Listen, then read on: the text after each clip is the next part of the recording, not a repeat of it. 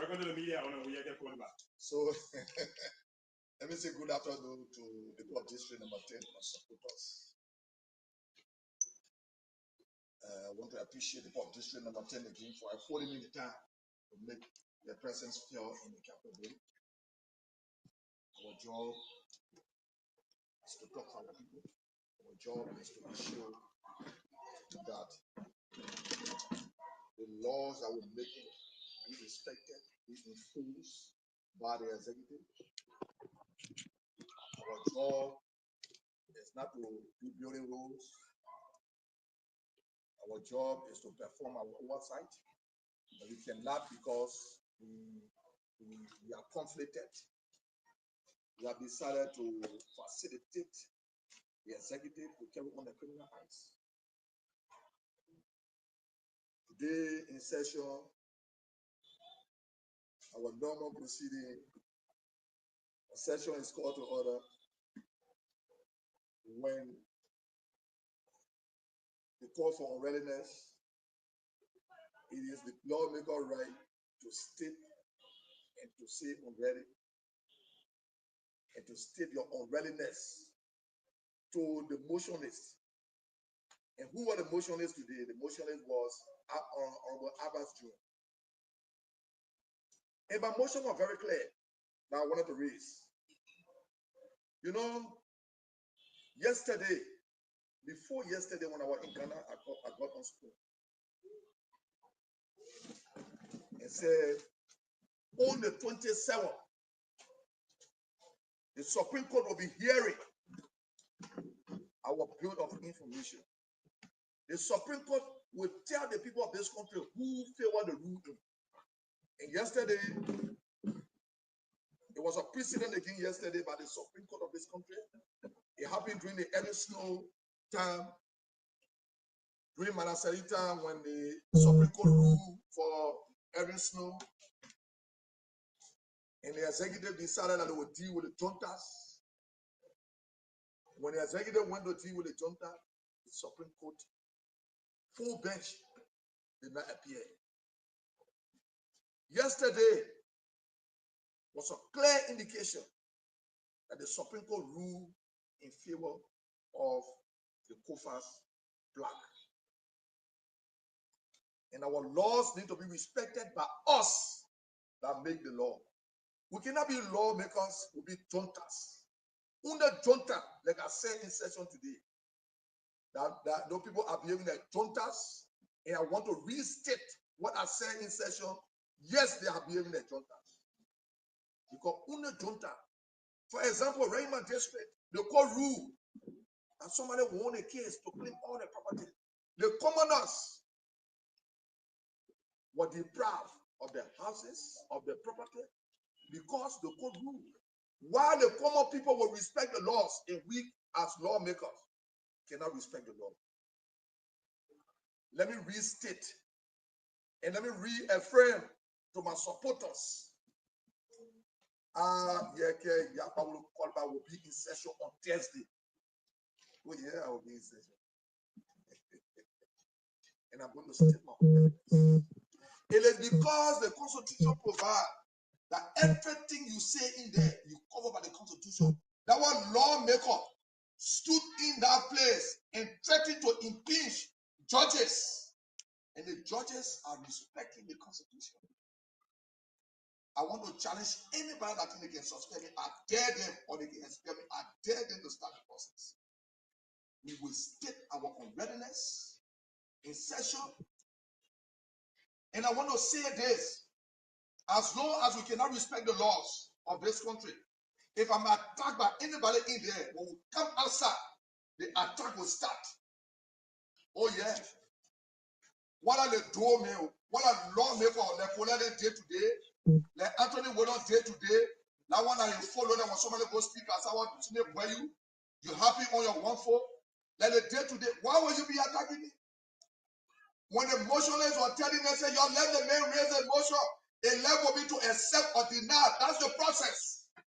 But they came to grab the bag, they started to fight me, and they started to shock people. That's a procedure. Am I going to be detailed? No, I am not, and I will not. We will state the issues. We will ensure we were making the laws as lawmaker. The Supreme Court has spoken. We need to respect the verdict of the Supreme Court. You went to a session yesterday in the President Joseph Walker came to address us to present what he will do or what he has done. In the first place, Joseph Walker should remain stealing after he addressed and leave, not to sit down. The law was broken yesterday. You know, Joseph Walker was lucky. People talk to me. Respectable people of this country talk to me not to go there. Well, I'm going to go there. Now you're battle, I was already down to 25%. I'm going to reduce it to 0%. Because I was going to state my already session. Look, the process has just started. Jim Kola, you waste your time. Oh, you want for me? Test me again next time. Then you will know. Hey, I want to respect the law. Our rules don't want to take respect. Don't want to take respect our rules. Our rules are very, very clear.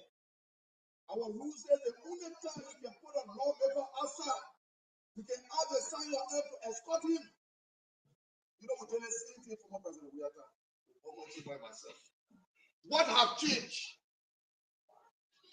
The rule says when a lawmaker is under the influence of alcohol, now when you ask the sign your hand to escort him, they don't say for the man.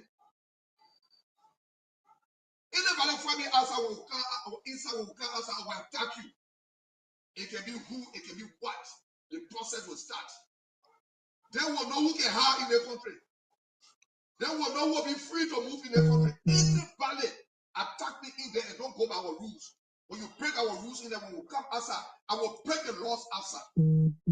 Yes. Because I know you can juntas, you will not respect the law. If you are going to the court, you will not respect the court. Oh yeah, when you attack me, I will attack you. Oh yeah, we need to respect the laws and respect our rules.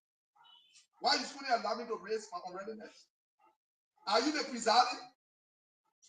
Are you the? I don't want to recognize Rachel Kuhn as a speaker. I recognize the deputy speaker. The deputy speaker, the person I'm supposed to recognize it was elected by law. And I will always recognize it. If I were not in this minority group, I was going to be with Tomalin. Because people say they don't understand me. My thing is, I believe in the law. The laws of the country recognize Tomalin, and I will recognize it. I talked about there's a movement. Honorable Deputy Speaker, I'll be ready to vote. Oh, all of them, you know, those gangsters that I told them today in session, they are gangsters, they are juntas. Oh, you gotta go outside. Are you the motionless to tell me to go outside? Is that what our rule says? Let me say to my supporters, we will be in session again on Thursday. As long as the current session in anybody's room, I will go there. The law provides that I go to session. I want to see who will deprive me from going to session. Then the constitution provision that you break it to prevent me from going to go do my job. Then you will tell the law. We need to respect the laws of the country. The Supreme Court ruling is very clear as of yesterday, but now Joseph Walker almost died yesterday. He said, just drink some more. Drink some more. Just drink some more. Drink some more. Just go shake the phone. He said, you reckless. Now because you broken the people, what happened to you yesterday? And you know the people don't understand from where I speak. I can see things from where they are. I'll tell you what will happen tomorrow.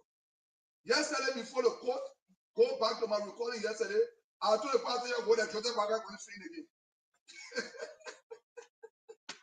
Joseph Walker going to sing again. I saw Jeremiah put large double theater and said, I'm going to be president. And no Joseph Walker do that. Somebody said Jeremiah put your Ghana region. Look, we need to be serious to the country. Joseph Walker, you left here yesterday, you joined in plea. You go for treatment. For you to tell the person you go for treatment, why we can't put all that money in GFA? That's the reason why we must say sick too. I can get it clean and go for treatment. Because Joseph Wakala don't touch JFK. I do not touch JFK. Oh yeah, doing former president William. In order to pass it, I took my pass in Dubai. The Lebronco know me good. Anything I will do, I will say it. Joseph Wakala, I want to call on you again. You say I am the most corrupt lawmaker. You say above 400,000 naira. You say I kill somebody if on the American embassy. You get the presidency. You can't put the cool, you can present evidence. You have to report when it is. Oh, but now, every day you go there. And I don't pursue the case. Don't extend the case. The people you say you're there. You're not going to evidence prosecuted for. Joseph Boga. The reason why Joseph Boga didn't bring up because he wanted to be sent out after. Joseph Boga got nothing to offer the people. That was our.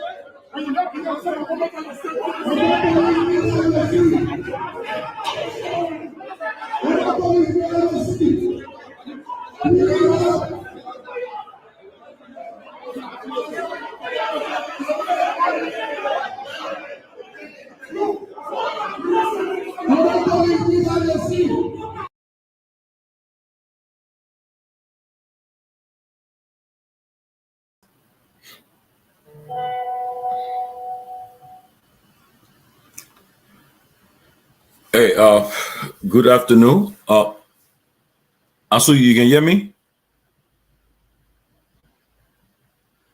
Ansu, you hear me? Ansu, are you hearing me? Check it. Yeah, you are on. You clear. You are loud. Oh, okay. Yes, good afternoon, good evening, wherever you are. Welcome to the closing argument. Today is January 28th, 2025. This year is almost gone. We are back again on the closing argument tonight. And hope everyone is doing, everyone, whoever you are doing well. You are staying warm if you're in the U.S. and we are in winter. But today was today the weather was good though. Good weather today we had today, very good weather. I went outside a little bit and the weather is good. I want to welcome everyone to the closing argument. Let me welcome some of our viewers. Juje Onwe, Christian Roberts, Say Gonganu.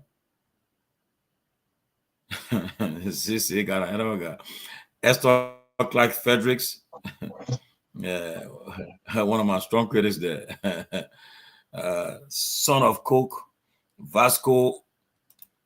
Thank God, Vasco Famula, Vasco A Famula. Okay. I see Sarah Dopo. Oh, missing Sarah, man. Sarah should be here now to kind of get her analysis about this sooner. Well, I'd love to hear her. Elijah K. Colley from Kakata Magibi. Elijah Makam, like, bro, will definitely meet her in Kakata. Definitely. I will come Kakata just to see you. My mom have a home there, so I will come there. Okay, we have Afro Viking Egon Langford, Peter White, Patient Siama. Oh, yes. But guys, look, welcome. Good to be on the closing argument. I just spoke to Yeke a few minutes ago. He told me he said I should call him earlier, so he should come, but he said I was tempted to already call him, so I said, no problem. It's your platform. You can come here anytime you want to come here. But I just spoke to him a few minutes ago, and he told me that in fact, I started to joke. I said, my man, they throw you outside jail. They throwing prisoner outside. He said, yeah, no problem. He said, but he going back tomorrow, he'll cause trouble again. He said also, yeah, I said, my man, you let it put hay for nothing, oh. For nothing. He said, yeah, the high is supposed to be. I said, well. But he said if they touch him, you touch them outside. So I know him, man. So we'll see what happens. But I was disappointed today in the caucus that he part of. I think once they threw him outside, they all should have left. Should I say if they threw him outside, they all will leave. Especially the way they took him outside. I mean, if they had escorted him and said, well, leave the session as per the rule, no problem. But the way how they physically touch him, put their hands on him, I thought they would have all said, look, you can't put your hands on the lawmaker. He didn't attack anyone. He was exercising his right on our own rules to state his own readiness. And he made a valid point for the fact that the Supreme Court, they get an opinion and said that the ending process that brought brought Richard Kun to power, calling himself speaker, is illegal. And they proved it yesterday by not even showing about boycotting the State of the Nation address. First time in the history of our country that happened. That shows that when Yeke said that the legitimate speaker was not present, the deputy speaker should preside. And he recognized Thomas Fala. And he's right. He had a point. He had a valid point. That Fala should be the one he should recognize. That's why he was standing his ground. But then to put their hands on him and physically take him out, I thought it was unfair. And I just thought that his colleagues should have backed him up especially those who from the caucus he part of were present, they should say, you know, if you are prevented from putting hands on him, don't want to put hands on a lawmaker, especially when the lawmaker is in session at that rate. But Richard Kuhn is not doing himself good. For the first time in history, he's the first speaker that doing what he's doing to his colleague, ordering the security to put hands on a lawmaker. That's not fair, you know. And even former Speaker Beaufort Chambers was there. Yeke used to go after him the same way. Another day he told people, "You're drag Yeke, you're putting him on Yeke." No, what Richard Kuhn did yesterday was very, very unacceptable. I mean, today it was not right, and he's treading dangerous ground, because at the end of the day, he'll pay the price for that what he's doing, because it will come back to bite him. These are all things that have been recorded in history, and we have in the age of technology now where things go fast, and all of that is all over the place now.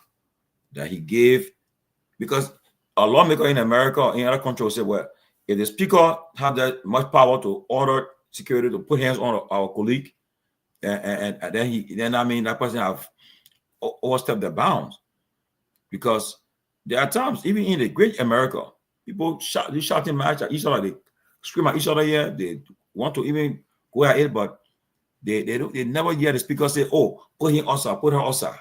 No, or use force on them. No, what happened today was just inappropriate, completely inappropriate. Okay, very inappropriate. Afro, I don't see nothing. Afro, I don't see nothing in my inbox. Yeah, but was inappropriate. And Richard Kuhn is real. That's not Frederick. I agree. It's getting to his head. They are all, and what he don't understand is that all members of the legislature, the House, they are all equals. The only thing is the difference between anyone who is presiding is they are first among equal. That's all. But they're all elected. They are all equal. The only thing they'll tell you when you are presiding, you are considered first among equals. That's all. That's the only difference. He's not your boss. You're not your boss. Your boss is the people of District 10. You know, he's not your boss to come and say, yeah, and treat him the way he was treated.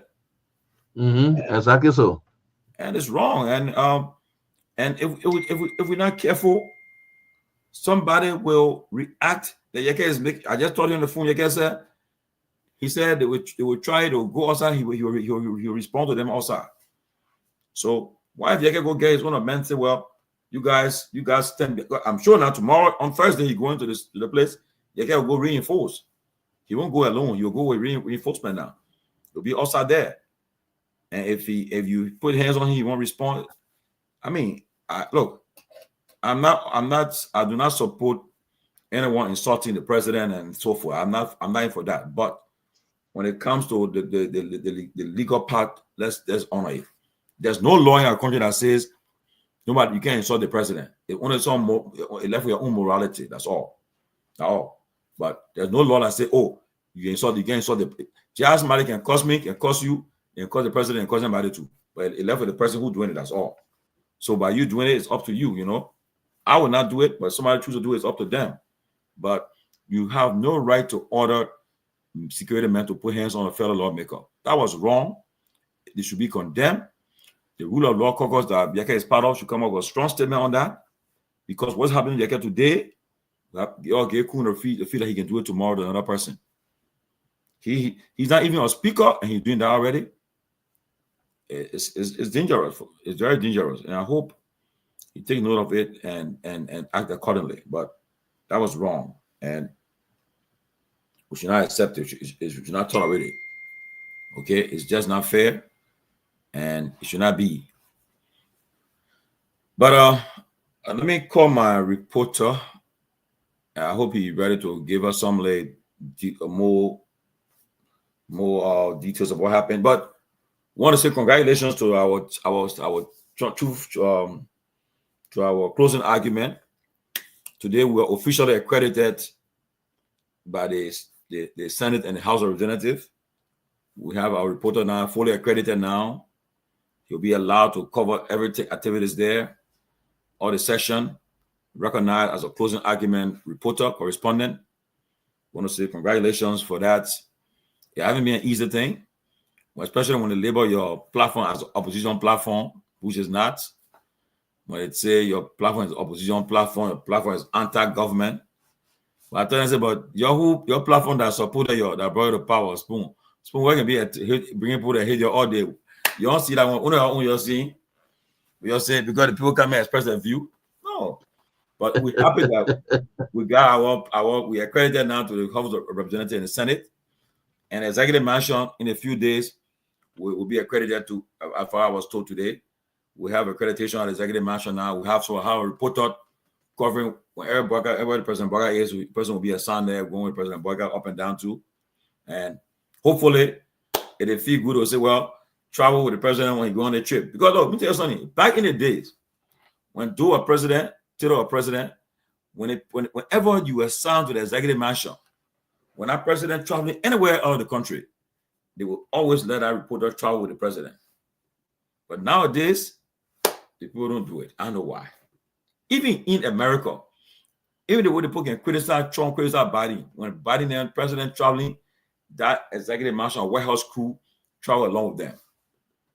Okay, that's how it should be, because the president is a watchdog of the society. You cannot stop them from reporting what they need to report. So when you start to restrict them and saying they can't be biased, they can't be one-sided. They'll say, well, we only talk all the good things happening with the government. No, their job is to see and report to the people. So I'm happy that the House and the Senate have finally granted us, and the Ministry of Information too have granted us access now, accreditation to cover them. At least when our guy go there now, he allowed to enter free with all, no hazard and so forth. That's what we're happy for that. And we're still looking for more volunteers to be covering, to do some reporting for us. At least we're praying, hustling, hope that we get the motorbikes issue settled. We can give the guys motorbikes and tags and be doing for us. It's not an easy thing to have people on the field there traveling and so forth.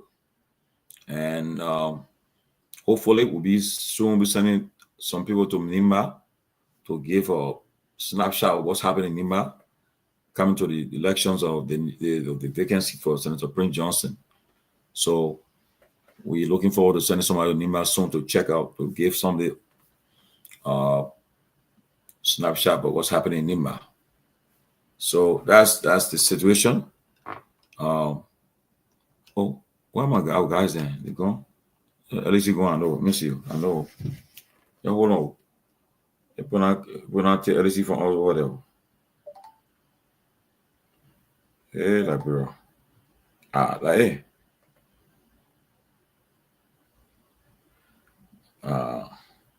LDC just went. LDC power gone.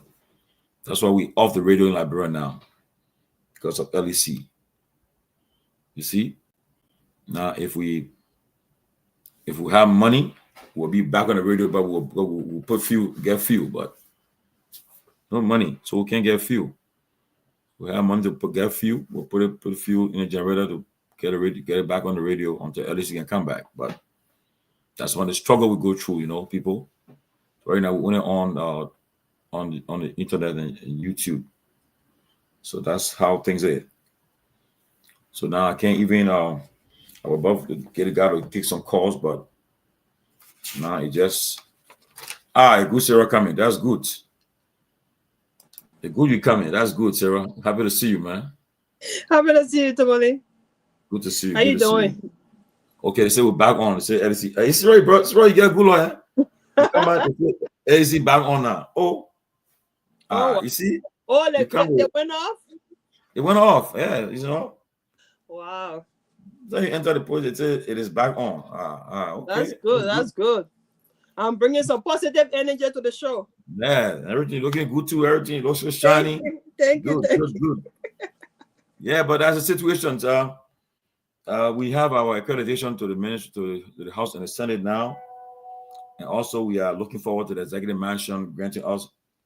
It's not an easy environment to work in an environment where the ruling establishment feel that you are opposed to them. They feel that you're critical of them. Imagine Truth FM yesterday. They gave all the other stations, they gave their accreditation. They never allowed Truth FM there. And Truth FM, I'm telling you now, all the guys you see that got talk show now, they came from Truth FM. Ah. Oh yeah, they came from Truth FM. Truth FM was the mother. They came from Truth FM. And how when they got popular, they went out. Some of them today got their own programs and so forth. It tells you the United Joseph Burger is talking about it's only on his lips. It's not from here. Yeah, you know. Yeah. He's talking about uniting the country, but it's just on his lips. Yeah, and already I see his in fact, yeah, I see his total message is being critiqued now. Yeah. People are they are now critiquing the message, and even his own folks are critiquing the message, and most of it they're trying to fact check it. So, Sarah, welcome, and yeah, give your intro, and then we can get it going. Thank you so much for the show, Tomalin. I want to say hi to our audience following. Hi to our folks here in Liberia. We are here again, to discuss. This is one of the most peaceful way we can, propose, suggest, whatever you call it, for the right thing to be done in our country. So we will not relent, we will not shy away, we will continue to say what we have to say, we'll continue to propagate the right thing for our people, for our country, so that one of these days will be, people will sit there and say, yeah, Liberia, I can go to Liberia and be happy, I can go to Liberia and be satisfied. We'll continue to talk. We're not going to give up. So thank you for the show, Tomalin, and the rest of the folks that are coming on. Thank you. Now, yesterday in the one of the things that just caught my eyes, somebody just sent me this about President Boyka saying in his speech, he said, my administration has increased the agricultural budget by over 200% compared to previous years. But when it came to do the fact check, that's not true. Wow. The approved budget for agriculture in his first year was $6.7 million. Okay. From January to November, he spent only $4.4 million. And a difference of 2.3. What happened to that money? President Weah budgeted $5.2 million, and he spent $4.5 million. But he said that he 200%, but in reality, it was actually 22% increase. So he went too far. That's a huge increase. 200. That's a huge, deception right there. It's not even close. 200%? Are you kidding me? 200 minus 20 what? Oh 20, my God. Yeah, 200 minus 22.5. Oh my God. 177.5% he went above. So that was not true. That level of lies. Yeah, so that's not true. What? Yeah. Again, where is Abu? Let Abu can defend the one. The people that give the president this information, that was somebody said they didn't do him right because they gave information that were not facts. The data are not facts. Yeah, absolutely. Yeah. They just got an old man over there. They feel they can just write any kind of thing and the Liberian people will fall for it. Deceive him. And mind you now, there's a guy who supported him. Okay, he's saying that Martin Colley said, look, the price of 25 kg was reduced within the first 2 months of your leadership. Wow. So, but he said, Mr. President, we disagree with this claim. You came to power in 2024. In March, the price for rice 25 kg was increased to $3,700, right? 21% increase comparatively. You see, so Martin is telling us, no, you know, brought rice price down. You say, but there's a fact there. The people just gave this old man a bunch of lies for him to stay over there for hours to read, and he was about to faint from reading lies. If they had not given that old man some water to drink, they just had him reading a whole bunch of lies. I mean, and it's not coming from us. of an opposition camp, coming from somebody who supported this government, Right. 100%. And you know, to tell you the truth, Tomalin, I gotta give it up to Martin Colley. I tell people, I gotta give it up to him. He not like the politics, whatever the case, but this boy do research and he come up with a factual. And I got to give it up to him. Seriously, seriously. And for me, I think he's in it from his heart, his heart for the Liberian people. It's not so much I support this person, I support that person, but he's in it from his heart. And this is why he goes to the length and breadth of everything he does to come up with these things. You know, I rather give it up to him. Seriously. I mean, he's critiquing the social national address, and he's making the government to look like a complete mockery, because it's like everything the president said, he's countering it with facts. So it's not to say, people make it up. The numbers don't lie, and that's what's happening. Nope. Came up with facts on him and trying to debunk and everything. Actually, Tomalin, is incumbent upon the president to give us this information with facts. But all we saw was nothing but, reading of information, no data, no website, no source. He wasn't quoting any source, nothing. He just kept on reading. So Martin Colley took upon himself to go after the facts. Okay? The Liberian dollar has depreciated. Appreciate that, 4.7%. For me, one of the things, I didn't go through the whole speech, but when I was listening to the president, when he was reading, the thing that caught my attention was that one child, one chair. I don't know what that means. Some rescue mission member have to come on here to please explain to us what that one child, one chair campaign means. What does it really mean? This is mediocrity in simple.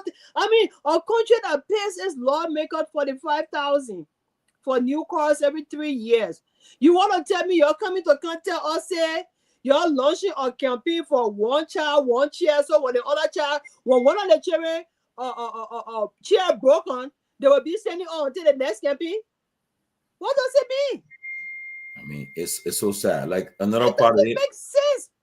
Who is the one that's writing this president's speech and fooling him? So the current account deficit, including grants, widened to almost 26.4% of the GDP in 2023, with gross official reserves dropping to 486 million, equivalent to 2.1. And they come here lying to all that we stupid. You said you improved reserves to 458 million. However, 2020 data shows reserve dropped to 486 million, higher than 458 million. Oh my God! Like I said, it's not coming from anybody else. Oh my God! From someone who supported this government highly, and this is what we're receiving now. But so the people would be brave enough to come and lie to the Liberian people like this? Are you kidding me? Yeah, I gave up on these people, man. Yeah, even if you will not do anything, give the people the facts. Don't lie to them. Don't lie to them. That's just way below the belt. Wow. Now, another one again. Martin read it. It says, the president said yesterday, I'm pleased to announce that we have trained over 10,000 young people across all 15 counties and empower 50 teams with seed funding to start digital businesses. He said, Mr. President, let me remind you about your fundamental promise of 2024. He said, the figure of 10,000 you've been trained is not true. Thank you. Which technological infrastructure do you have across all 15 counties to train over 10,000? Exactly. He said, what kind of structure you got over the county to train 10,000 people? Who put that speech together? And people.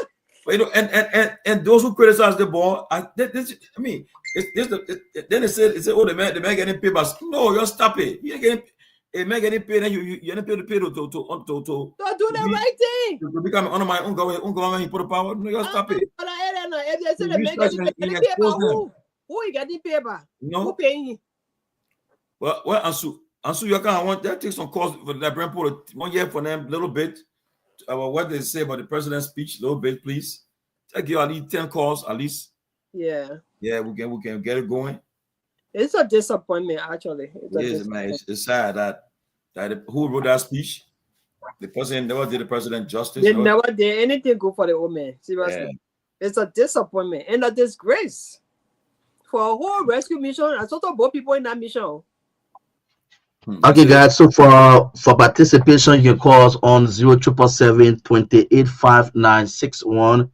077-285961 are the numbers for you to call and be live on closing argument here tonight. Yeah, on Truth FM 077-285961. Let's get to the phone line and pick up first caller. Caller, good evening. Yes, sir. Go ahead. Let's see, my brother. Thank you for your talk. But you see, the issue is rescue team doing that very quality, especially young people. But they were looking at the president, but they were looking at the president. So that when the country now, they put in the family were fit, were unfit to lead the country, but they were looking at the president and said, well, what we're doing now is what they are doing. The country that can't be there, there's only one to yeah, then they do what's happening now, you know, but I don't think nobody was their problem. Thank you. Okay, my brother. Thanks for calling. 077-285961. 266 number. Where you alive? Yes, sir. Watch your back, please. The feedback. Yeah, go ahead.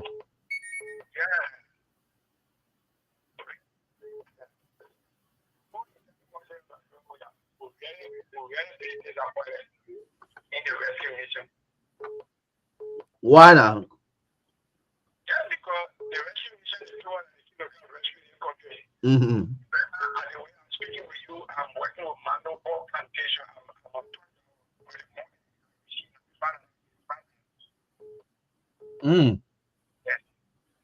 You said which mining company is that?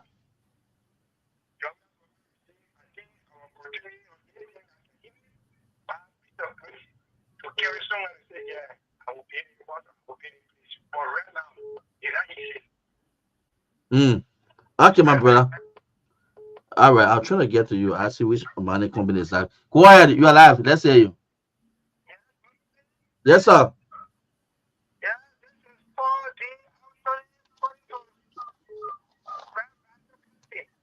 Okay, Paul, just walk away from your monitor, all right? We're getting feedback. Okay, sir. Walk away from. Yeah, go ahead. Let's hear you. The rescue mission, we get the rescue mission credit because what I said is what and that's the only government we have that they work with people. Oh, well, that's what yeah. People and we are getting a responsible government. We are responsible government to work. I don't care what it is, but when for him there we know that he did something. Okay, papi. Okay, ma. Okay, pa. Thank you. Thanks for calling. Caller, let's hear you. Go ahead. That's his view, though. Let's hear you. Go ahead. That caller, you have to call back, please. Go ahead, caller. 742. Let's hear you.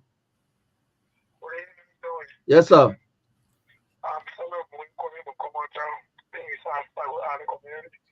You live.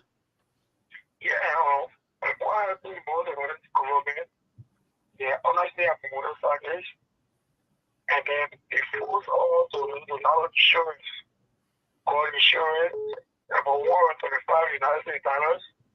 They're calling right now, I'm asking them for money.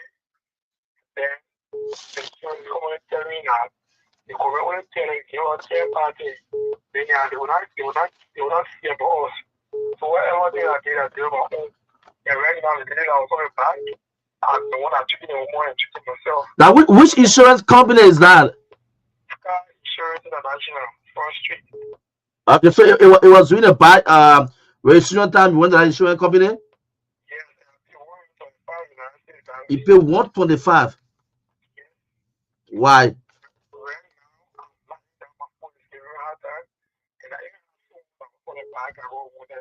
My bag is at the police station says Monday morning, 10 o'clock. They told me to treat the woman first, then you won't go with my bag.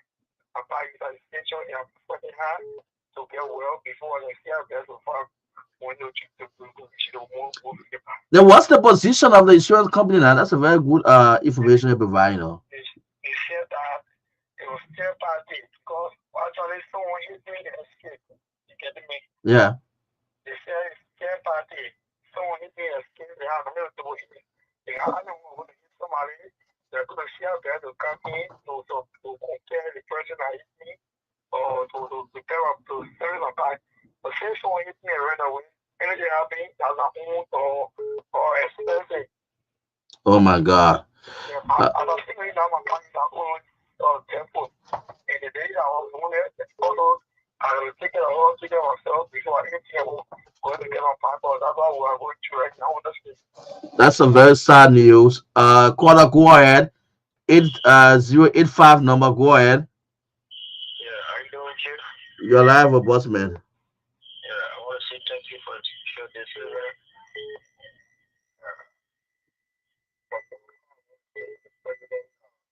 this. There's a sound to your back that's not good for me, yo. That's it ain't good for us here in studio.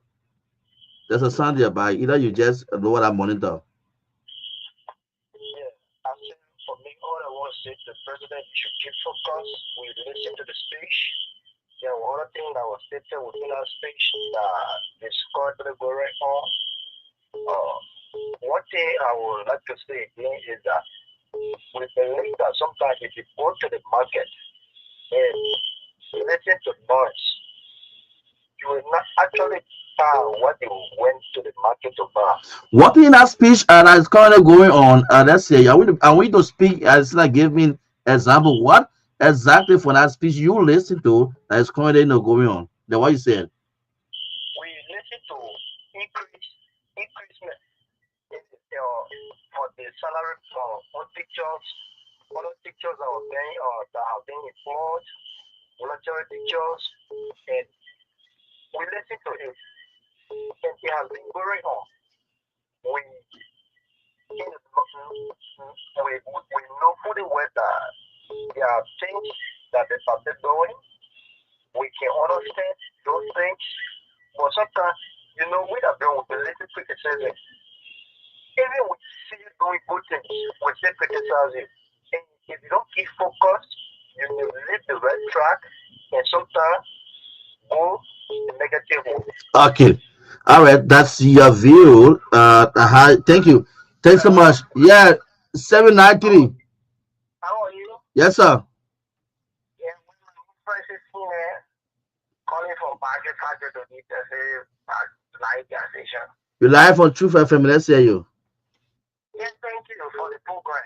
Let me just say the personal speech. You were just bringing us to those that were suffering. I ain't point your heart again. So you were just bringing us to them.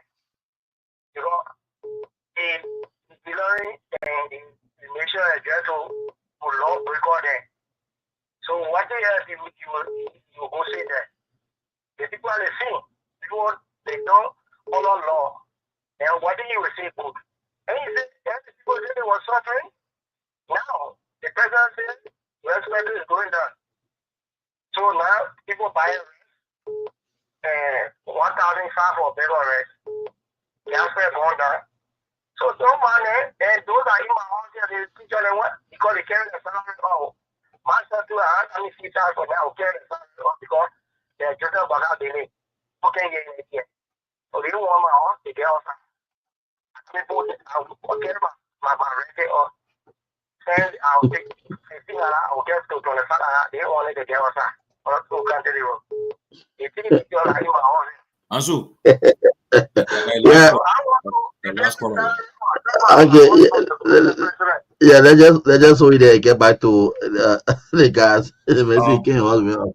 I'm sorry, we have to play this, right? You know, the president is president in Dar es Salaam, Tanzania, at the African Energy Summit, and we just got this video from there, and is I don't know.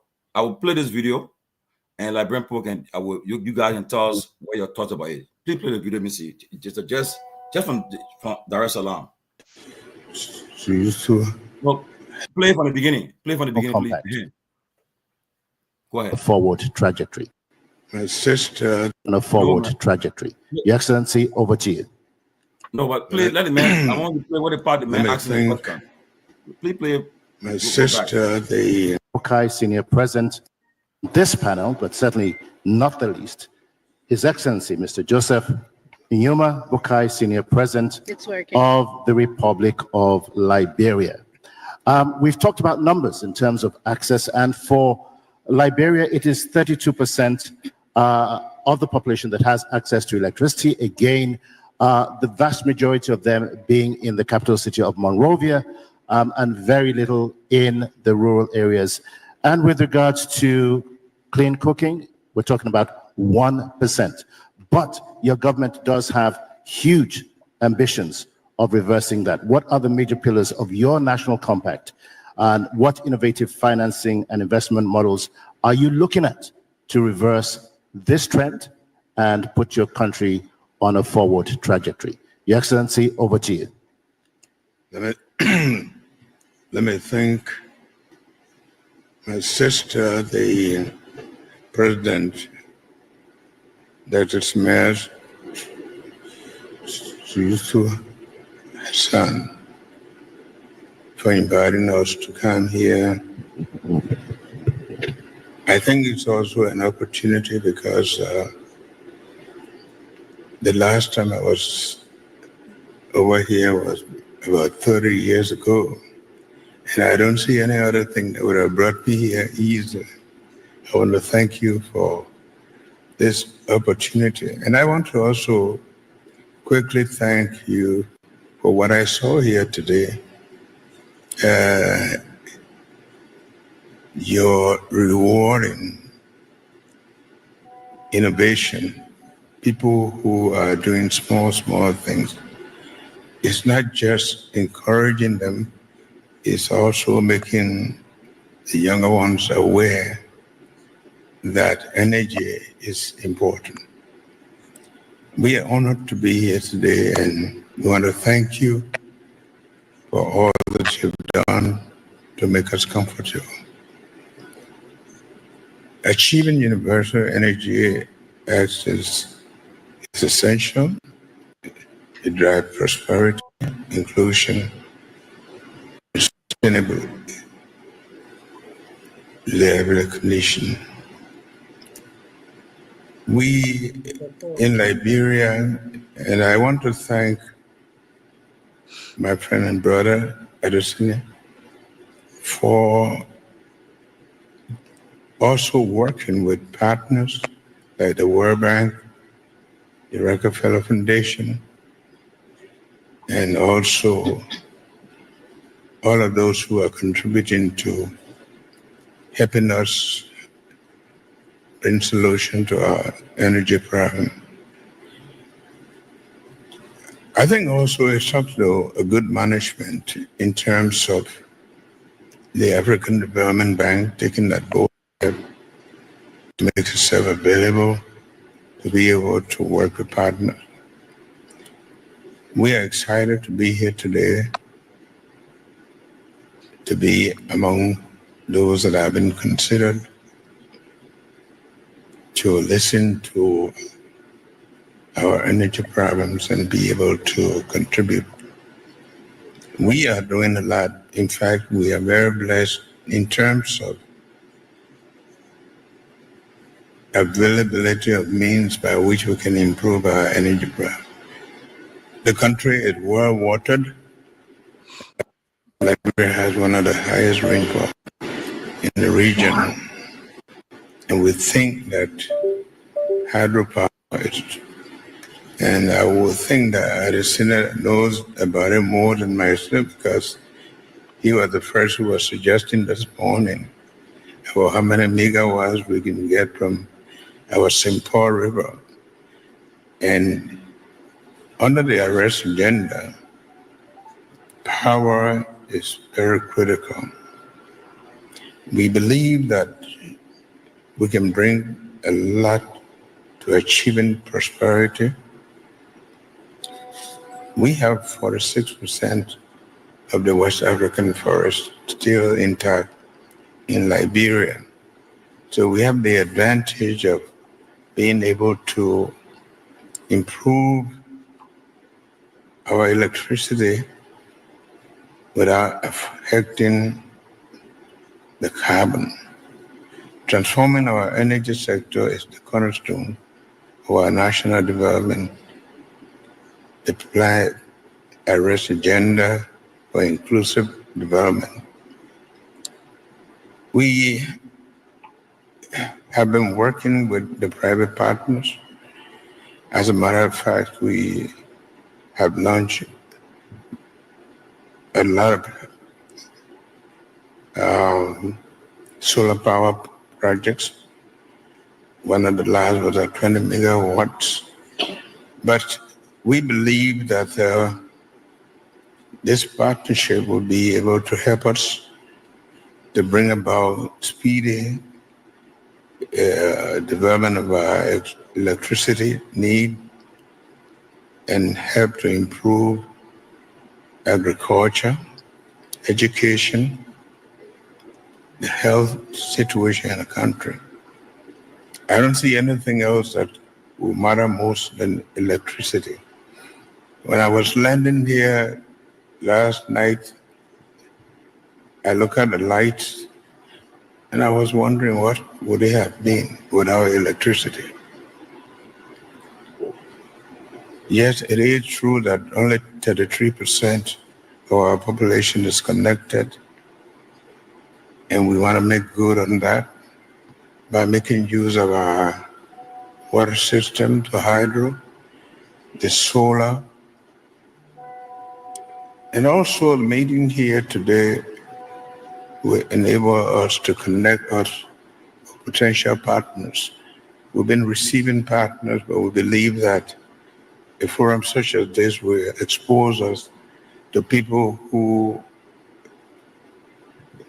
are investors, and I would like to invite them to work with us to develop our energy system. We believe also that women will be helped a lot because they bear the burden of looking for wood to cook and do many things. We believe that it takes a lot of their time. It will allow them to pursue education, work in the workforce, and help them to take care of other chores. That is why through our National Energy Compact, we aim to electrify 100,000 households annually, leveraging both the grid expansion and distributed renewable energy solutions. Mr. President, I'm truly sorry. I would just like to remind you that we have to conclude, unfortunately, because we are running out of time. Sorry about that. That's always the disadvantage of being the last. So we are fully committed. We believe that this commitment that we have made today is a commitment that we will not adhere to. We are very much interested in it. We do not put ourselves in anything that we don't believe. And we can show you that Liberia is going to be moving towards sufficiency in energy production because we believe energy is crucial to development. Thank you very much. Thank you. Excellency President Nyenwolo. Wow. But look, this just happened in Dar es Salaam, Tanzania, at the African Energy Summit, where the president attended. As soon as he ended his message yesterday, he got on the plane the private jet that was sent for by, I think, the Ghanaian president sent that jet to take it to Tanzania. But I mean, I would, Sarah, I mean, let's start with you. What's your thoughts about what you just witnessed? I don't know what to say, Tomalin. That whole appearance, whatever he said was so blurry. I couldn't understand anything. I mean, I don't know. I don't know how we got here. Seriously, I don't know how we got here. I mean, how will you have our president go sit over there and, you know, spewing us reading stuff that I don't know what the lady had to interrupt to tell him to, Mr. President, we out of time. I mean, it's just disgraceful. It's so disappointing. Seriously. I mean, that poor facts where it belongs. Nothing about no hate on President Wakai. But this is a disgrace. Seriously. This is something important to the Liberian people. Energy, life, LEC. We don't people that what did the lady said? What did he said that the 2% of our people have access to. Yeah, and you sitting over there chewing your mouth. That's a disgrace. We needed to hear something concrete from the president, something very concrete. But what he said over there, I understand nothing. Just when a journalists were interviewing, you got called by to his sister. All that he said, I understand nothing. Now what happened? I understand nothing about the way I'm not allowed to you. The people are welcome, but let me say this, right? You know, this is not about anything about politics. This is just reality. And I mean, to be frank with you, my observation, you can tell that he was tired. He's looking tired, very tired. Exactly. Yes, and you see his voice weak, everything. And I don't know whether they're preparing for this conference, because that question, I mean, you just expect that kind of question to come and have it ready at your fingertip, you know. And like somebody said in the comment section, you should have done it verbatim, you know, like read we're all looking at the paper. There's that kind of question, you answer it with all reading what people give you to read. You know, that's what makes, if you look on the faces of the other presidents, I'm sure they were a little bit shocked and so forth, but I don't know who handing the president, but they're not doing it well. They're not doing the country fair. You cannot do it to this country. If the president is going for a summit, the national summit, prepare him well. After giving that long speech, and like he said, he came last. If he wasn't forced to go there, you know, you gotta send somebody there. Send your vice president, your foreign minister, send somebody there. But he went through after giving that long speech, and then he had to go to this conference. He looked tired. He looked tired, and then the question that I don't think he answered the question either, you know. No. And it's sad. But like hear from other people. Dr. Pearson, welcome. Peabody, welcome. Peabody, you're waiting on this, what you just saw on the video. Well, good to see everybody. Good to see everybody. I think when I be honest, the flight that person went on was a private jet. It was not the official. I think the Ghana government has 2 planes. I just checked it out. I didn't see that plane being part of one that are owned by the Ghanaian government. I think it's a private jet. Wow. Secondly, I don't think the president appeared too strong and healthy in mind and body to really sit up stage. I think every Liberian will agree with me that our president, maybe he was tired, but I think this is how he talked, this is how he present. But he didn't. His voice seemed to be fitting away, you know. Disappoints. His voice seemed to be fitting away. The moderator had to call him to attention because there was not time conscience. Right. Give him a paper to look at. You know, others will sit there and just speak extemporaneously, you know, being the president of Liberia, knowing about everything that's happening. But even with reading what they gave him, it really did not. I don't know how much we gather from there. The other folks sitting in that room. I don't know how much they gathered from the president's message. I think his speech writer or those who prepare him for this kind of occasion, I think they need to do better. I think they need to really set up the president in a way that he can represent. But that I don't know how much. Even I'm listening to this, I don't know how much I gather from my own president, who I understand as a Liberian, speaking in the Liberian way. I don't know how much I gather from what the president said. But I'm telling you, it's not good. But I wish him good luck. Maybe some tangibles will come out of it, But he didn't sound too well to me. In his voice sounded very shrill and that's a classic example of a very old man. A classic example of a very old man.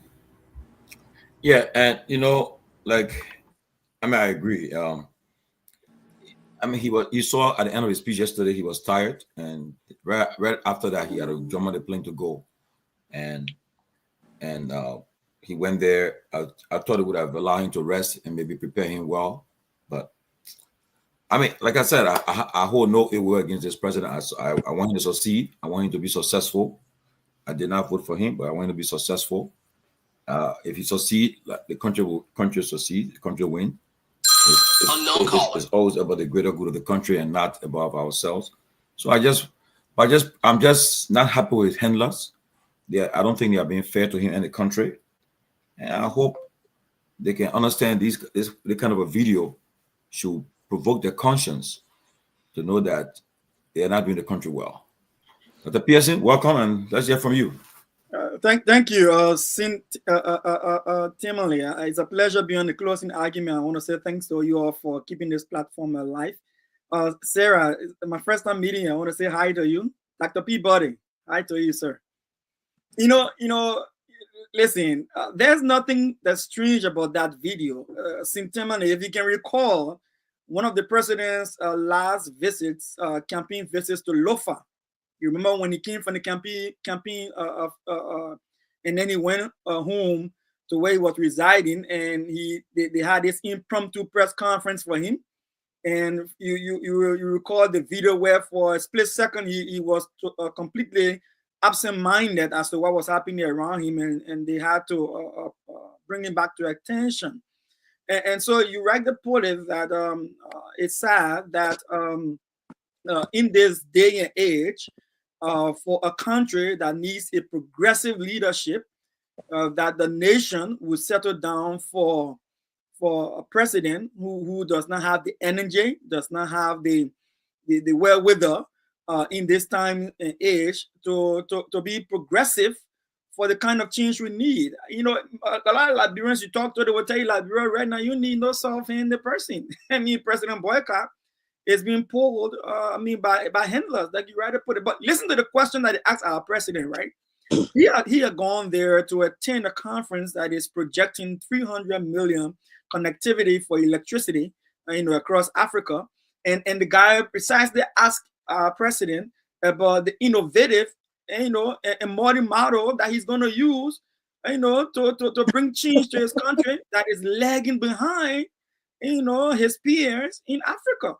And the president took almost 5 minutes. Jumping here and there. He's not consistent. He's not organized.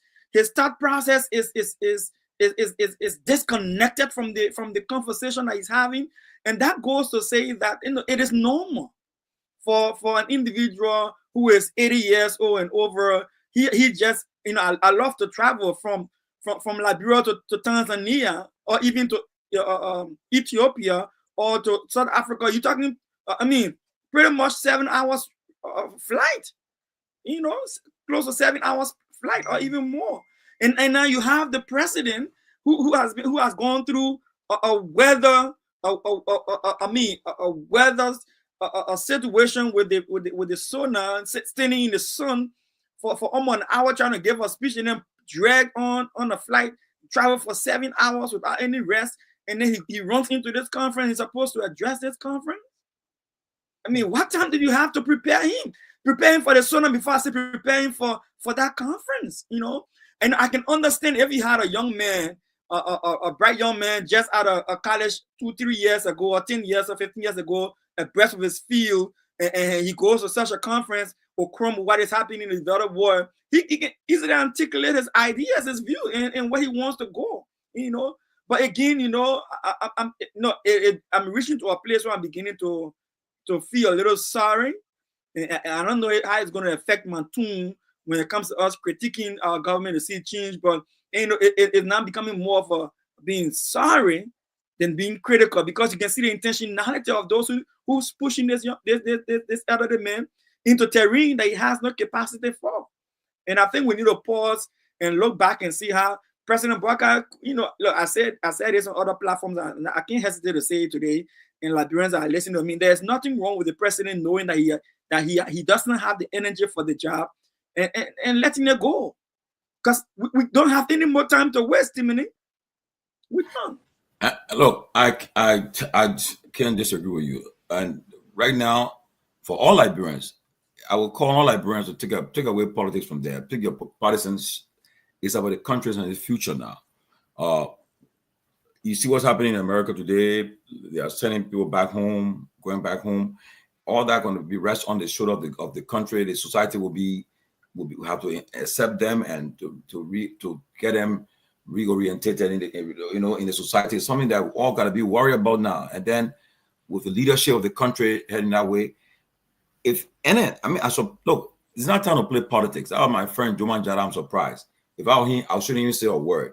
What's happening now is not about politics, about George Weah, whatever the case. George Weah is not president anymore. He's gone. He's former president. That focus on the future right now. Okay, but the future right now, what we're watching, what we're witnessing in the national stage should be troubling to any Liberian, because what I'm worried about now of country's future. What happens? So we're looking at now who should be who will be the next president of our country. Okay, I should look at right now, because we are treading on the wrong path. We shouldn't take it for a joke. Okay, it's a serious thing. People within the administration now are beginning to even whisper that, man, what you guys are saying, we all got to think about it. Therefore, about politics now. Let's be serious now. We all got to come together and do something. Honestly, we think positively about the country. It's not about what other person are supported. No, it's not about it right now. It's about the greater good of the country. And I hope and pray that this particular video we just watched that happened a few minutes ago in Tanzania, right now it's trending. People are concerned. I mean, you get it. The chat rooms are boiling now. People are concerned about what did you witness, and this is not fair to the country though. We should be thinking about it. I wish the president good health. I wish him the best, but I pray and hope that if they come to the point where he cannot make it, the country should not be put in a situation. You know, I saw today one of the president's advisor on foreign affairs. So it's a man I've been knowing since our little boy, Samuel Dotan. He was former ambassador, former deputy foreign minister. I saw them holding on to him, walking with him. I mean, you can't do the country like this. You can't take. I mean, they got young people who will be advisors and so forth. You know, but let's be for real. But that's what we got right now. But we got to pray for the country and who's the best for the country. And then lastly, let us all put our ideas together. Do something. You cannot just sit down and just say, well, for this party. It's not about party time. It's about Liberia. So, I mean, quickly, we can just quickly talk about the speech. Everybody getting to say about that video again. We can move on to the Sona yesterday quickly, and then we can move on to something else. But that's before we go to the Sona. You guys wasn't here earlier, but lawmaker Yeke was threw out today from the session. For me, my position was they should escort him instead of physically putting hands on him and removing him. What he was saying, he was giving his awareness to vote, and he said that Richard Kun is not a speaker, legitimate speaker. Thomas Fala should preside because he's a deputy speaker. The speaker is not present. And we saw in the Supreme Court action yesterday, it proved that they are not recognized as speaker. But what are your thoughts about Yeke quickly before we can move on? Sarah, we'll start with you. Yeah, actually, what I saw today, Yeke being thrown out of the house was just nothing but disgrace. Because this is the same thing we have been seeing from time to time, the rule of law, doing what is right for the country. Yeke will continue to embarrass this speaker because he's illegitimate. They did not recognize the rules of the house in order to get him where he is. He's illegitimate. He's only legitimate to the 43 members that voted him there, but he's not legitimate to the rest of the other folks. So he will continue to have that stigma until they can do the right thing. And I saw some kind of picture. He went to some elementary school, was coaching the little kids to follow, to obey the laws. How can you be telling kids to obey the law when you yourself are not obeying the law? It's a disservice to our country, to our little children. You can't do that. So Yeke and so many other lawmakers who know and feel that this speaker is not legitimate, he did not get elected through the process, they will continue to embarrass him. I think they should get ready to throw a lot of them out, because these guys will stand for their right, and they are right to do that because the speaker is illegitimate. Why are they throwing him out? Why are they doing him like that? Because you have a bunch of people who are lawless.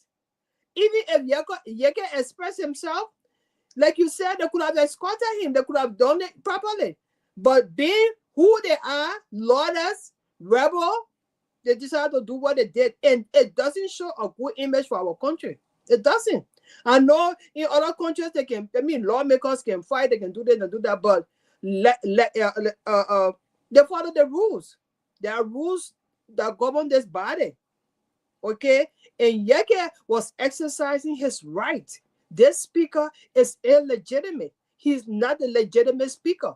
Until he said he's popular now, he got people under his gavel. He can do the right thing by collecting the 49 people that he needs and do the right thing for the country. Instead of hiring all these embarrassment. This is embarrassing. I will stop this one, but this is embarrassing, and that was an infringement on Yeke's right. That's how I will put it. Thank you. I think it's very clear that Richard Cohen is not the speaker of the House. We all can see very clear that the Supreme Court, after passing the law, refused to accept to even attend the SONA yesterday. That showed that they were not in favor. The Chief Justice traveled. That showed they were not in favor of how the law is being abused by the executive. Richard Cohen, not a speaker, and you see how ruthless they are. They have brought complete disgrace to the House of Representatives. They have brought it, and these guys they're not capable of even leading our country. Now, a young boy, a young girl who will look at this video and see that they are abusing elected representative only because he stood his ground. He didn't do. He stood his ground for the fact that he refused. He refused to abide by the illegitimate operation. He said, "I don't recognize you as the speaker. You're not the speaker," and he's being honest. And to see how they try to abuse him. Yeke is the man who speak out. Yeke don't care. Yeke speak out. But to see how they physically calling people to abuse the elected representative, they have brought complete disrespect to the House. Now the House is worth nothing. I mean, the House is the lowest among the parliament in Africa. Liberia House of Representatives, the lowest. In the first place, Richard Cohen was forced there to be speaker. But the most disgraceful part is for our president, who just spoke about the rule of law in his country. Just yesterday, he talked about the rule of law.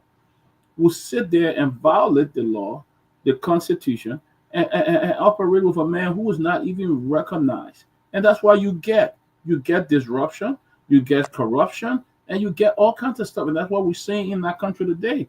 I mean, look at lawmakers. Look at lawmakers behaving like street children, complete street kids. If our street kids even have morals, they behave well. Look how the lawmakers are behaving. And you want to make law for the land? You want to bring out legislation for Liberia to follow? It is a disgrace. It's a disgrace to our country. And that's why the country will not go anywhere. Susan, welcome. Yeah, the PSC, you want to weigh in on that video, on that what you heard, you saw today? Yeah, quickly, Timmy. And you know, the Liberian people who listening to us, you know, there are certain things that is wrong with what happened today with the Yeke Koruba situation that we need to pick up and learn from. You know, the first thing I would like to bring to the Liberian people attention is that, you know, there is a saying our old people have in Liberia way back. They say the way you make your bed, that how you will lie on it. And we look back on what is happening today at the legislature and within the administration of the President Boyka, and we see the very same Yeka Koruba that we saw 6 years ago. That's the very same Yeka Koruba that I saw 6 years ago. I didn't see Yeka Koruba, Representative Yeka Koruba, doing anything that is different from what he did 6 years ago. And we've said this over and over, that there has to be some level of respectability in how we govern. And so when we were saying before that it was wrong for people to behave the way we saw Yeka Koruba behave 6 years ago, and the same Unity Party and Joseph, President Joseph Boyka followers were there supporting this attitude because they were using it as a conduit to get to power. They all celebrated this behavior. They celebrated this behavior. Now it comes back to bite them. You know, so when we look at this image, then we ask ourselves, what do we want to communicate to our young population? You're giving a mixed signal, right? So yesterday, Yeka Koruba did the same thing. We were on record and saying, look, this is wrong for Liberia. We must deport ourselves in a respectable manner. President Boyka kept quiet because he will ride on Yeka Koruba's back to the presidency, so it was good at the time. The Queen and the others, they allowed these things to happen. And so now, under the very, how you call it, a speaker, the legitimate speaker, I want to say, the legitimate speaker, Jeff Fonati Kofa, Yeka did the same thing. Yeka did this very same thing. And he was tolerated. And now these guys come and denigrate the legitimate speaker. They say all the worst thing how to say about this Speaker Kofa, and now they assume a leadership, and then they come and assert their own lawmaker in the presence of the media. And you know, listen, if you don't want to take anything off of this, let me be clear with this, Liberian people. Yeka Koruba behavior is not what we want for our national legislature, the deportment of our lawmakers. That's not what we want. But Yeka Koruba is what President Boyka made him to be and allow him to become. And now they are now in power, and their own individual that they have created, they cannot tolerate him. And I feel that's wrong. And then last but not the least, you know, when you see the video, Peabody, take a keen look at the end of the video. Not only that these sheriff were escorting him out, but they literally shove him. They literally push him. In other words, they manhandle the lawmaker.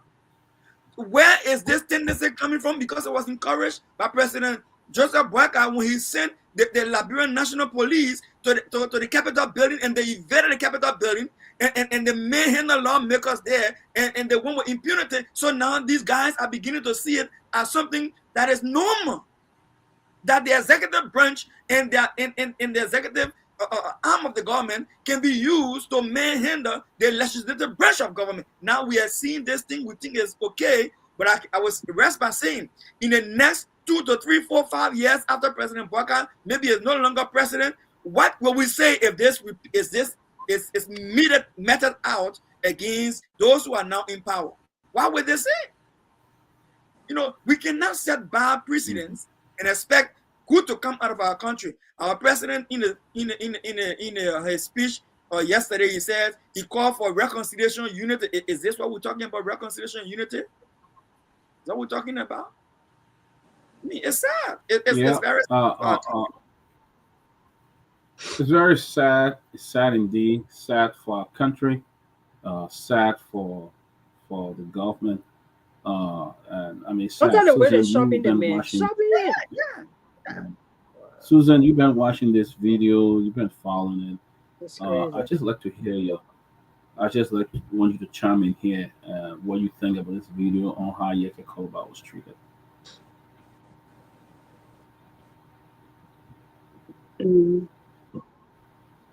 Well, when it comes to Joseph Boakai, I'm not surprised at all.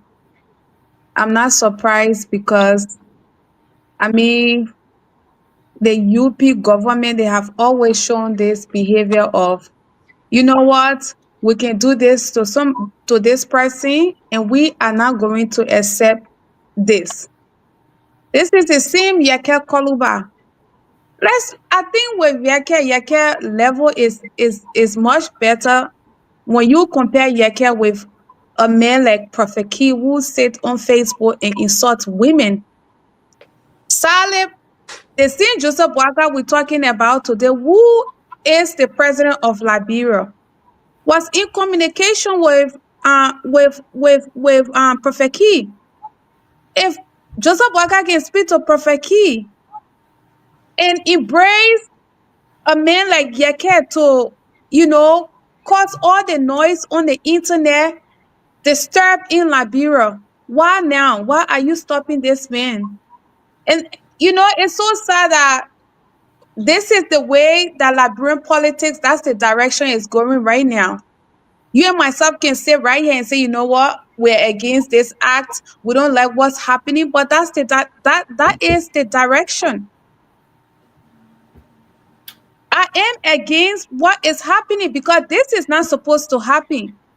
I was on the platform a couple of days ago where we were discussing the Nima politics. The both of us, I went to the MDR. Those guys that was stuck just because of speaking their minds. Just because they said something about PYJ dying from what? The tension from the war crimes court. What Boakai did, he and Kun decided to fire these guys. So right now, treating Yeke like this, I'm not surprised. Where is the freedom of speech? Well, when we come on Facebook today and say exactly what they did a couple of years ago, they come on social media and insult us. Raise all kinds of insults on us.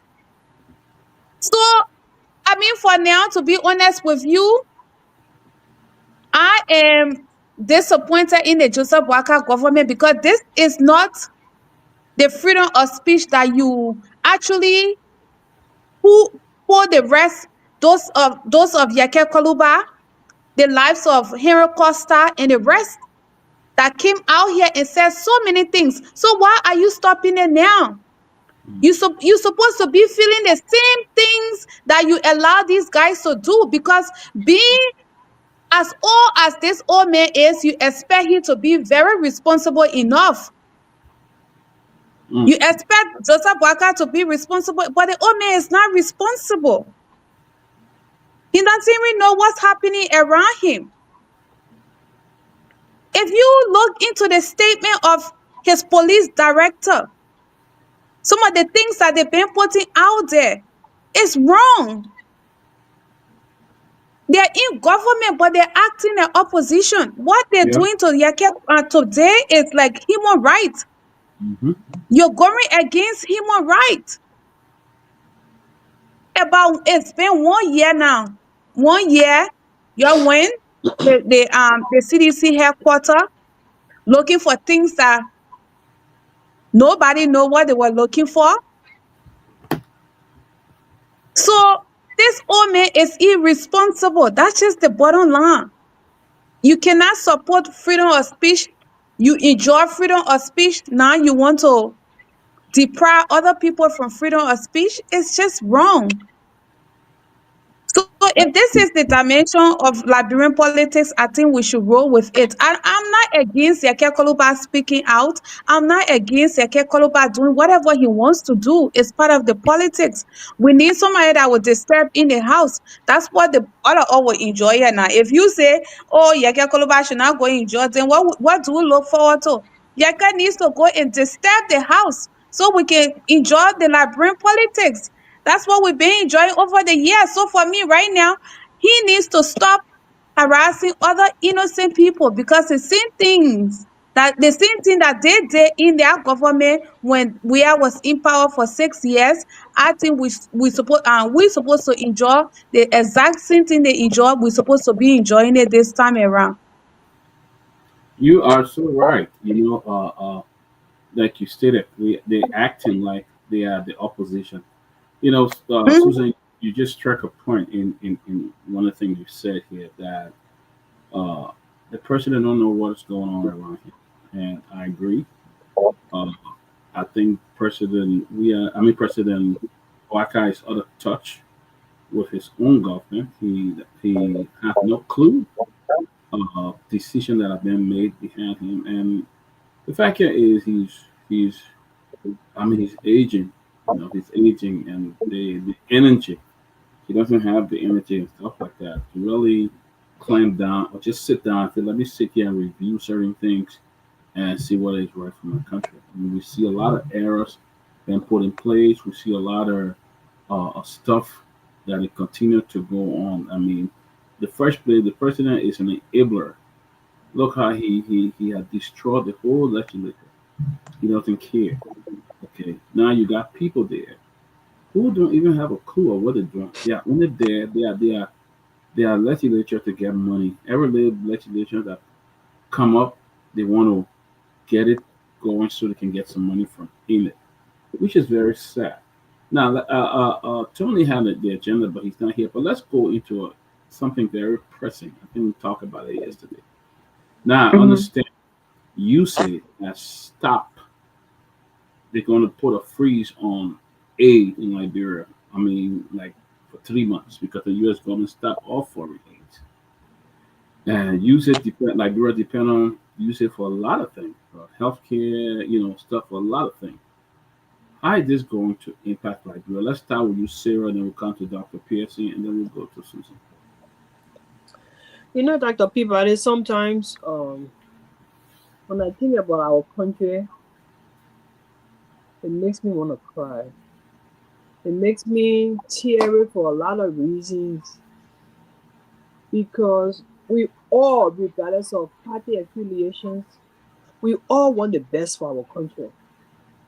And every government that comes with an agenda to do what is right for the people, for our country. And sometimes it becomes a disappointment when one government comes after the other and the level of expectation that the people want or expect from their government is not met. It just saddens me. So the Weir government was there for 6 years. People said the worst about Weir government, they were not up to the task. Before the Weir government, there was Ellen government. People said the worst. And Ellen was there for 12 years. Weir came for 6 years. Now we have Unity Party for another 6 years, preferably. And just by looking at what's going on, it just saddens me. So if the UN, the US government put a halt to, aid coming to other countries for 3 months, we all know our country largely depend on these organizations. We all know that. So how our people gonna manage is something for all of us to ponder over. Because for this government, we already know this government is not interested in the livelihood of our people. At least from what we see, that's not the case. For what I see, I don't know the lenses of other people, but for what I see, that's not the case. So, it just saddens me. It just, sometimes I just wish I was someone who really had the upper hand to really help my people to a larger extent, to do something well. Because our people are helpless right now. Our people are helpless right now. I don't mean to sound, whatever the kid, I don't mean to sound like so sorrowful, but this is the situation our people are going through. United States government and other, organizations, Our people depend on all these organizations to for a better living, so to speak, in terms of aid, like the World Health Organization. I think they put a freeze on that too, funding for the World Health Organization. So how our people gonna, our government is gonna navigate this, with all the kind of stealing? You would think by now maybe the House of Representatives or the Senate will try to sit down and think through how this is going to affect the government, what they can do, something in preparation for the challenges, more challenges that are going to come. I don't see it, so I don't know. I'm just so sad about the whole thing. That's all I can say. I'm just sad for my people. I'm sad for the country. It's just, hopefully, maybe there'll be a light at the end of the tunnel, but we don't know. I will give you guys a chance to talk, but it's just sad for me. For my end, it's just so sad. Dr. Pearson, go ahead, and then we'll go to Suzanne. Welcome, Mr. Sharif. Good to see you. Welcome. So, Dr. Pearson, go ahead, Dr. Pearson. Yeah, Dr. Peabody. And, that's one of the reasons why we need innovative leadership in Liberia. We need robust leadership in Liberia. We need knowledgeable leadership in Liberia. And we need honest leadership in Liberia. I was sitting in office this morning and there was a senior management meeting call. And we got on the line only to be told that the federal government has suspended or seized or frozen all federal funding to states across the United States. And my state is also affected. My office is affected. Yep. All federal funding was frozen today by the federal government through Donald Trump. Yep. And they're saying they're reassessing all of the different projects and programs that we're running. I work for the Department of Human Services, the Division of Mental, Division of Mental Health and Addiction. So the problem here is that it is not just Liberia that is having issues. The federal government has also suspended, like Sarah said, suspended funding to WHO. And don't forget that suspension also is going to trickle down to other UN institutions that US is the highest donor towards. The federal government is also cutting funding to some European institutions that they are funding. And so what happens is that when there's a trickle down instead of these different funding freezes, what happens is that the other countries who got extra money to give out will start holding the money close to themselves and want to use it on their own people.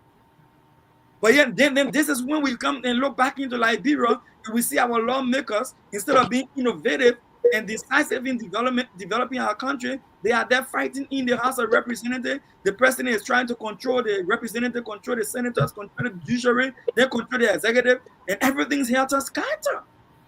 And so this is worrying. This is very worrying. And let me take this one step further. And not only that, we are seeing reduced benefits from foreign aid that we are looking to get from, but Dr. Peabody, we just spent 15 million off budget expenditure in 2014. The overpass that we depending on China to build in Congo Town cost 22 million, I think 20 or 20 million.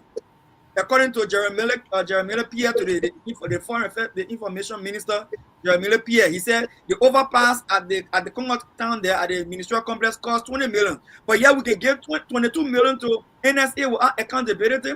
We can give 20 million to this other area without accountability. And it just goes to say that we do have the money. We have the money. But what we are not doing is that we're not using the money for the benefit of the people who are suffering in our country. And then we're waiting for aid. Our president is sitting in Tanzania and he's discussing about free money to have access to electricity when the very hydro we got at wet plains is not properly funded, properly supported. What are we doing to ourselves? And then at the end of the day, we cry and say we are independent, we are sovereign, nobody should tell us what to do, but then we don't want to spend our independent resources to develop our own country for the betterment of the young people tomorrow. And it's so sad. It's so sad. You know, I want to say this, right? In closing on this point. Listen, the guys that are in power right now around President Boyka, young men like myself, especially there are a lot of young people like myself, besides the elderly Grace Payton out there. Where do you see yourself in the next 6-7 years from now? Where? So tomorrow, when President Boyka is not in office and you've served for 5 years in government, and now you're no longer in government, where do you see yourself? Where? Will you go back to walking, the Liberian men say walking by line? Will you go back to driving taxi? Will you go back to riding keke? Will you be able to buy the same $3,000 gasoline for your generator at home? Will you be able to have free car for $45,000 or $8,000, $90,000 to ride? Will you be able to afford that? We need to improve this country for the benefit of all of us and for sustainable development, not just temporary gain. And President Boyka needs to know this. And our youth, after saying that. Yeah, Susan, you've been followed. Let me bring up this, Susan, if you want to talk about, you say suspending aid, but today we saw the president getting yesterday in another private jet. And even looked like to upgrade for him. But yeah, we saw speeches around this country, in Liberia. We saw them making video about President Weah riding private jet and doing it. The president now is like, I don't care what he said no more. I'm rolling everywhere I go, I'm rolling private jet. What you say about that? yeah. I'm just going to touch base on the whole usage and the aid for Liberia. I don't understand how my sister Sarah is and Dr. Clarence, they're saying that they're feeling sad for Liberia. As for me, I don't feel sad for Trump stopping aid from going in Africa. It's about time our African leaders stop corrupting us. The Americans have been giving us aid for years. Years. What have we done with it? Let's be honest. They have been giving us aid, money. What have we done with it? Nothing. Absolutely nothing. So as for me, when you do the comparison, the rescue mission said that Mr. Boyka has 45 years of experience. So stopping some type of aid for 3 months, it wouldn't stop anything. Okay, this man has 45 years of experience, so he should be able to do things that based on his experience. I think we all saw during President Weah regime, we saw that that was the time the COVID outbreak, we all went through the COVID outbreak and we saw the effect that has everywhere.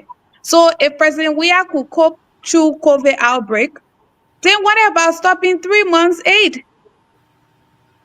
Once we have a president who has the experience, he should be able to take care of things. He should be able to take care of things. So I don't feel bad at all. I know that we have a president with 45 years of experience that will have things under control. A president with 45 years of experience that is flying private jet. So I don't feel bad at all. I think 3 months is enough for us to realize that we Africans, it's about time we stand up. Our African leaders, it's about time they take responsibility. It's about time the young ones stand up and speak out. Because even the aids that we're talking about, most time it's going to their own private institutions or it's going to family members. What benefit? Out of all the years of suppliers that we have received, medical suppliers, tell me, ain't our leaders still leaving Liberia and traveling all over around the world? Joseph Boyka goes for treatment in America. So I don't feel bad. I think this is the time for our young people to stand up and know the corrupt leaders that we have. I don't feel bad at all. And kudos to Trump for taking such a bold step. It's good. But Donald Trump is something else. By the way, the federal judge had put a stay order on that freezing of aid to nonprofit and other group in America. Federal judge had put a stay order on that. So Trump now he's coming over with another thing. He offering all federal government officials to resign, and they will pay them up to September. If they want to resign, they can resign, pay them up to September. So I don't know. Trump not playing. Yeah. So, but let's go to Abu. Abu, you've been following the conversation. It's good to see you. You've been following the conversation. I want you to come in here. I want you to chime in here. Thank you. I want to say good afternoon. Oh, I'm sorry. Good evening. It's been a long day. Good evening to my fellow panelists. My name is Sharif Abu. But Peabody, I just don't want us to be surprised that Liberians are not ready for Liberia to progress. As I was driving from the gym to my house, I was listening to you guys. There was a video play where the majority black, booted Honorable Yeket and threw him out. If you look at that scene, that video, and just put it, and just go back and look at the president experience in government, where his experience came from. So what do you expect? This man served in the 80s, the 90s, where there were violence. What led to the Civil War, the 14 Years War. Everything he learned from there is what he's doing today. So we shouldn't be surprised. The only thing we should now be praying for is that we shouldn't have people coming from across the border with guns. And none of us on here want that. So the 40 years experience, actually, that is exactly what President Boca is doing. He got no new experience. I mean, look at his foreign advisor. I mean, what's the guy need? The old man need? He gave him what good. They got to even hold his hand and carry him to the sauna. You look at all of that and people that surround, the president in his corridor. Just look at that. You're not going to expect anything from him. I mean, it's fun. When the video, when you see after they throw the honorable out, and you saw the other lawmaker jubilating, laughing, saying, "Sweet for the man." That's how we want it. We would do it this way. I thought we got freedom of speech. I thought Jacob Kuruba, I don't agree with all